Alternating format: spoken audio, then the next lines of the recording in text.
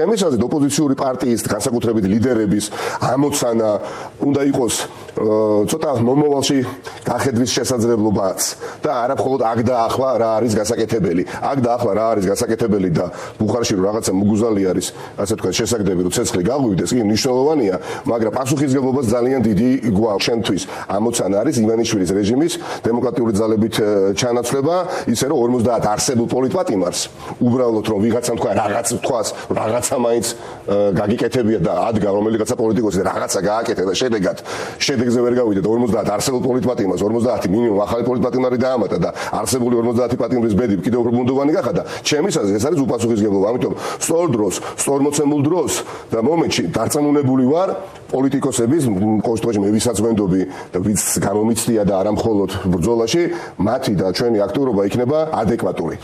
ის რომ ოღონდ რამე გავაკეთოთ პროცესში მე პირადად შესვლა არ მინდა. იმიტომ პასუხისმგებლობა გვაქვს, არ შეიძლება, იმიტომ რომ მე როდესაც პოლიტიკო არა არიან ადამიანები, მათ შორის ეთერებიდანაც მესმის, ხო, ნორმალურია ეს, არ გეგონოთ რომ მე ვიღაცას ვკითხავ, ხო, რომ იცით რა არის შეტევაზია გადასასვლელი და ასე შემდეგ.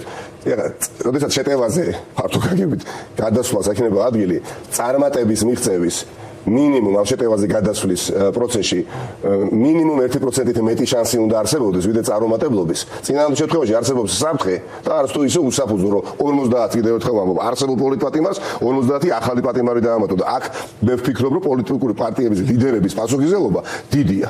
ნოემბრის თვიდან მიმდინარეობს ამ ქვეყანაში არაპარტიული ბრძოლა რეჟიმის წინააღმდეგ. მანამდე მიმდინარეობდა დიდწილად პარტიული ბრძოლა, რაც ნორმალურია პოლიტიკური პროცესი. ალბათ თუ კარგად არსებობდა, ახლა ზღვარი მთლიანად წაშლილია და საზოგადოების ნაწილი ვისთვისაც ეს 4 თვე დამღლელი და დამქაცველი აღმოჩნდა, მზად ემოციურადაც არ იყო, იცით?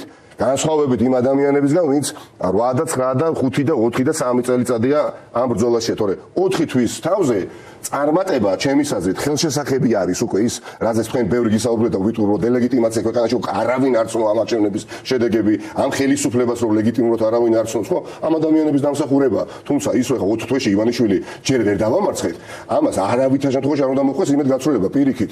ბრაზმა უნდა მოიმატოს და მოიმატეს, мотиваციამაც უნდა მოიმატოს და ოპტიმიზმაც უნდა მოიმატოს.